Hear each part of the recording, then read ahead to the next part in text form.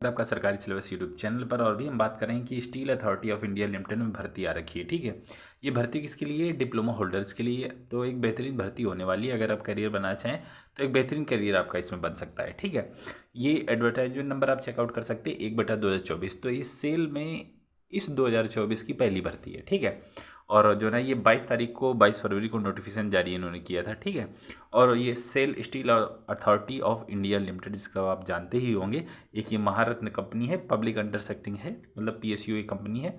बेहतरीन नौकरी आपकी होने वाली, अच्छी सैलरी की भी जॉब है।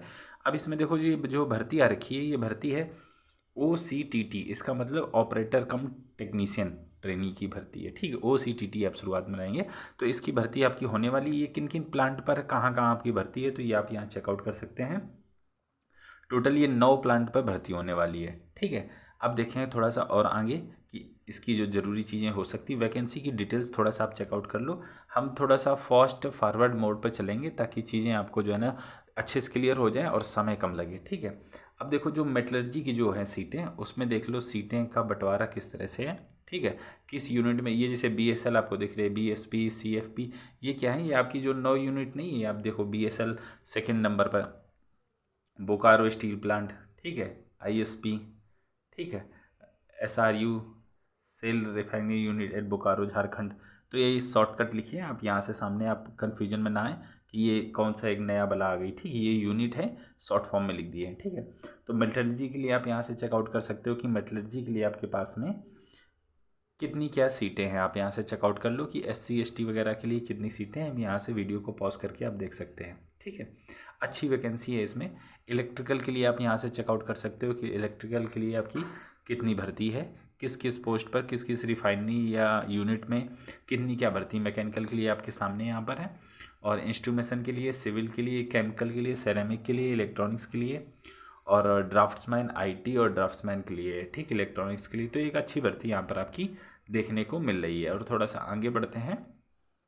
देखिए, जो उम्र सीमा में छूट है उन बच्चों को मिलेगी, जैसे कि SC ST वालों को 5 साल की छूट मिलती है, OBC वालों को 3 साल की छूट मिलती है। तो वो छूट जो गवर्नमेंट ने दे रखी वो आपको भी दी जाएगी। फिजिकली हैंडिकैप्ड वालों को 10 साल की जिसे छूट दी गई है। ठीक है, अब देखते हैं कि आपको इस पद के लिए क्या एजुकेशन क्वालिफिकेशन होनी चाहिए। ठीक है, एजुकेशन को अगर आप मेटलर्जी में जाना चाहते हो तो आपके पास मैट्रिकुलेशन मतलब कक्षा 10 पास होना चाहिए, और 3 साल का फुल टाइम डिप्लोमा होना चाहिए। किसमें? मेटलर्जी इंजीनियरिंग में। बात समझ गए? तो ये आपकी इसेंशियल एजुकेशन क्वालिफिकेशन है। और देखिए, ये जो डेट लिख रखी है 18/3/2024, इस डेट के पहले पहले आपके पास में सर्टिफिकेट होना चाहिए। ठीक है, अगर आप अपीयरिंग हो, अभी आप मार्च में एग्ज़ाम देने वाले हो, तो आप इसमें फॉर्म नहीं भर सकते हो। This is crucial date for this exam. ठीक है, इसे क्रूशियल डेट बोलते हैं। इसी डेट से सारी एजुकेशन क्वालिफिकेशन, एज वगैरह सब इसी डेट से काउंट होंगी। तो आप यहाँ से देख सकते हो कि अदर ट्रेड के लिए, इलेक्ट्रिकल के लिए क्या है, सेम चीज़ है, मैट्रिकुलेशन कक्षा 10 प्लस डिप्लोमा। मैकेनिकल के लिए भी सेम है। और उम्र सीमा आप यहाँ से देख लो, सब में 18 से 28 तक के बच्चे इसमें फॉर्म भर पा रहे हैं। ठीक है, और ये देख लो 18 से 28, ये इंस्ट्रूमेशन के लिए, सिविल के लिए, ठीक है, केमिकल के लिए। तो 3 साल के आपके पास में डिप्लोमा हर एक पोस्ट पे माना गया, सेरेमिक के लिए भी, इलेक्ट्रॉनिक्स के लिए भी, कंप्यूटर IT के लिए भी, और जो है ना ड्राफ्ट्समैन के लिए भी। तो अगर आपके पास में ये डिप्लोमा के सर्टिफिकेट है तो आप इसमें फॉर्म वगैरह भर सकते हो। ठीक है, आगे बढ़ने की श्रृंखला में हम देख, क्रूशियल डेट मैंने आपको बताई दी, तो आप इसे ध्यान रख सकते हैं कि सारी उम्र सीमा की गणना, सर्टिफिकेट वगैरह सब 18 मार्च के पहले पहले का आपके पास में होना चाहिए। अब देखो आपको तनख्वाह कितनी मिलेगी। देखिए, पहले साल आपको फिक्स वेतन मिलेगा 16,500 फर्स्ट ईयर, दूसरे साल भी आपको फिक्स मिलेगा 18,300। लेकिन जब तीसरे साल से आप आओगे तो आप S3 ग्रेड में आ जाओगे, और आपका जो मूल वेतन है वो 26,600 से शुरुआत हो जाएगी।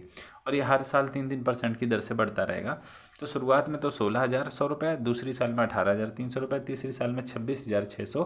फिर धीरे धीरे DA वगैरह आपको जो ना बेसिक पे, ग्रेजुटी, हर चीज़ आपको मिलने वाली है PSUs की तरह। मेडिकल फैसिलिटी वगैरह सब चीज़ आपको जो है ना, आंशिक पेंशन वगैरह, PF वगैरह सब चीज़ आपको मिलेगी। ठीक है, तो तीसरी साल के बाद में आपकी एक अच्छी पेमेंट बन जाएगी।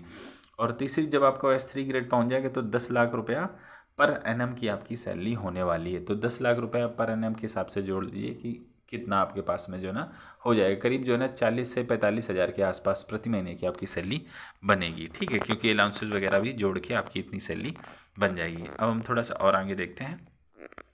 देखिए जो आपका सिलेक्शन प्रोसीजर बच्चों, उसके बारे में थोड़ा सा हम चर्चा कर लेते हैं कि आपका सबसे पहले आपका होगा सीबीटी, हिंदी इंग्लिश दोनों भाषाओं में रहेगा, कंप्यूटर बेस्ड रहेगा, जिसमें 100 ऑब्जेक्टिव टाइप के क्वेश्चंस रहेंगे और 2 भागों में आपका ये पेपर बटा रहेगा। एक तो डोमेन नॉलेज और दूसरा होगा जनरल नेचर का एप्टीट्यूड टेस्ट।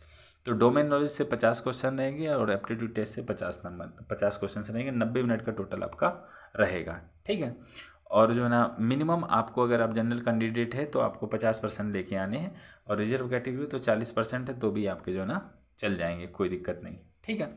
तो ये चीज़ होगी। अब इसी जो आपका सीबीटी हुआ है, इसी के आधार पर आपको स्किल टेस्ट के लिए बुलाया जाएगा, ठीक है। स्किल टेस्ट होगा, स्किल टेस्ट में जो बच्चे आ जाएंगे फिर उनको जो है आपको सिलेक्शन के लिए रखा जाएगा। स्किल टेस्ट जो आपका बच्चों है, skill test will qualifying nature, ठीक, for selection CBT will be 100%। कहने का मतलब ये हुआ कि जो आपका स्किल टेस्ट है, स्किल टेस्ट क्या होगा कि नॉर्मल चीज़ें आपका जो डिप्लोमा किया उसी से रिलेटेड चीज़ें पूछी जाएंगी, आपकी ट्रेड से रिलेटेड, ठीक है।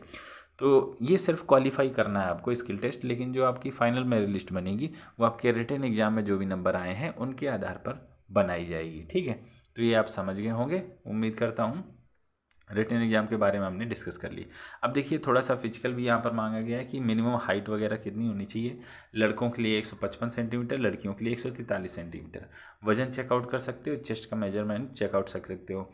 आइज़ आपकी 6/12 होनी चाहिए, विजन आपका सही होना चाहिए, कलर विजन नहीं होना चाहिए, ठीक है। और जो ना बाइनोकुलर विजन और हेयरिंग पैरामीटर जो है ना नॉर्मल आपकी होनी चाहिए। तो थोड़ा सा फिजिकल भी यहाँ पर टेस्ट आपका होने वाला है। फॉर्म फीस की बात करें तो जो अनरिजर्व है उनसे 500 रुपये और जो रिजर्व कैटेगरी है उनसे 200 रुपये मात्र लिए जा रहे हैं। टेस्ट सेंटर अभी इन्होंने बताया नहीं है, एडमिट कार्ड जब आपका आएगा तो उसी में लिखा हुआ होगा आपका कहाँ है। आप ये इस वेबसाइट पर जाकर www. देखिए selfcareers.com ओनली पर जाकर आप जो है selfcareer.com पर जाकर आप अपना वेबसाइट भर सकते हो, ठीक है। अपना फॉर्म वगैरह भर सकते हो, या फिर एक और ये वेबसाइट है www.cell.co.in पर जाकर भी आप अपना ऑनलाइन एप्लीकेशन भर सकते हो, ठीक है। पहले ये वेबसाइट .com की जो वेबसाइट है ये गवर्नमेंट की या PSUs की नहीं होती थी। अब लेकिन गवर्नमेंट PSUs में भी .com लेके पहले ये cell.co.in टाइप की वेबसाइट वगैरह आपकी हुआ करती थी, ठीक है। तो ये आपकी कुछ ज़रूरी चीज़ें हैं, इसके बारे में हमने डिस्कस कर लिया। सेल की भर्ती कई दिनों के बाद देखने को मिली है, और जो है ना आपकी जो फॉर्म है वो आप यहाँ से चेकआउट कर सकते हो कि 26 तारीख से चालू हो चुके हैं और 18 मार्च आपके फॉर्म भरने की अंतिम तिथि रहेगी। अगर फॉर्म भरते समय कोई दिक्कत होती तो आप इन फ़ोन नंबरों पर संपर्क कर सकते हो, और या फिर इस मेल पे भी अपनी क्वेरी भेज सकते हो। तो किसी भी दुख तकलीफ़ के लिए कोई भी समाधान चाहिए हो तो आप इन नंबर पर कॉल करो, निसंकोच करो। सरकारी नंबर है, PSUs के नंबर हैं, फ़ायदा उठाओ, लाभ उठाओ। उम्मीद करता हूँ ये वीडियो आपको पसंद आया होगा। पसंद आया हो तो लाइक कीजिएगा, दोस्तों के साथ में शेयर कीजिएगा। इस वीडियो में इतना ही, हम आपसे मिलते हैं अगले वीडियो में, तब तक के लिए वंदे मातरम।